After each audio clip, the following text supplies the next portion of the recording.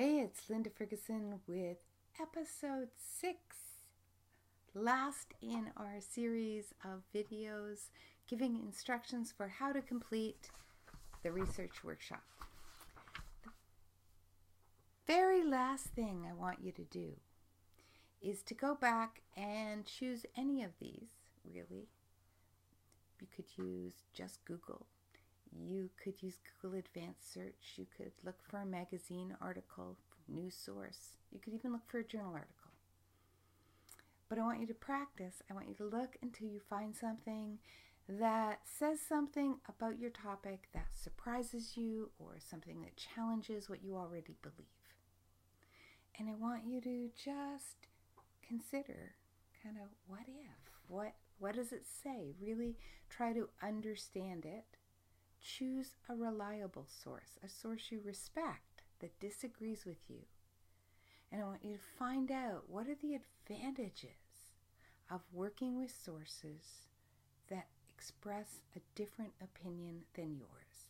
And how does that help you formulate and communicate an opinion that people can respect better? I will give you a hint, and the hint is this. In the days when I did a lot of research, the people I appreciated most were the people who picked out the same things as being important but had a different point of view.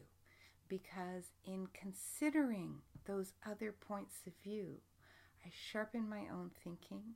I had to really clear up my own beliefs and opinions. And I'd come up with something that I knew was stronger because it had been tested against a different opinion that had merit, an opinion I could respect.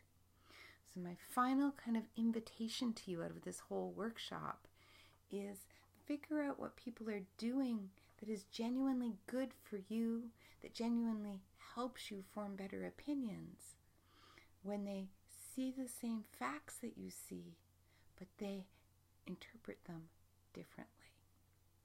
Write that up, complete everything, save it as a PDF or a Word file, go into communication, then discussions in Slate, find the discussion for the research workshop, and post the things you found there so that I can have a quick look at what you understood and what you need help with.